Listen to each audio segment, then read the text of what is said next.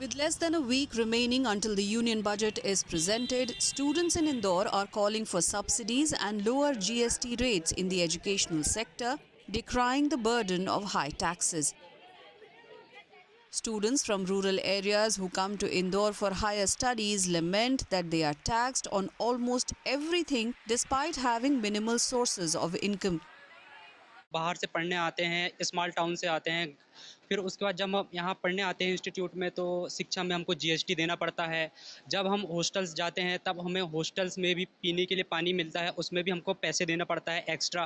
तो इस प्रकार की रियायतें हमको आसानी से नहीं मिल पाती। जैसे हम गाँव से आते हैं, उसके बाद हम इतने बड़े शहर में आते हैं, आमदनी होती नहीं है, लेकिन उसके बाद ये इस तरह के जो एक्स्ट्रा पैसा लगते हैं हमको, वो हमारी दिक्कतें होती है। तो इसमें हमको रियायतें मिलना चाहिए। हम यहाँ पढ़ने आते हैं बाहर, तो हमें मतलब रहने पे, खाने पे सब में जीएसटी लगता है, तो फिर वो मतलब कम किया जाए। और जैसे मान लो अभी काउंसलिंग होगी तो मतलब जो कॉलेज में जाएंगे बच्चे, कुछ कॉलेज क्या करते हैं, मतलब अधिक ज़्यादा फीस लेके बच्चों को कॉलेज में एडमिशन दिलाते हैं, भ्रष्टाचार ये सब होता है, तो ये सब चीज़ें कम हो।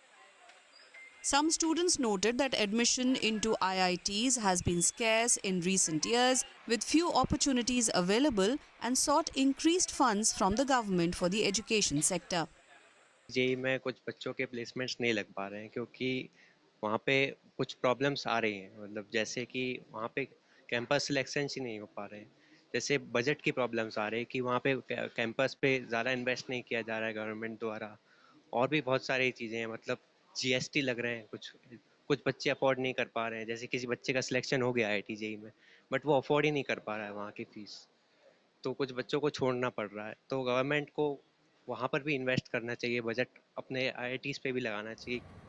Students in Indore are optimistic as the first budget of the new NDA government will be tabled on July 23rd by Union Finance Minister Nirmala Sitharaman, who incidentally will be presenting her 7th consecutive budget.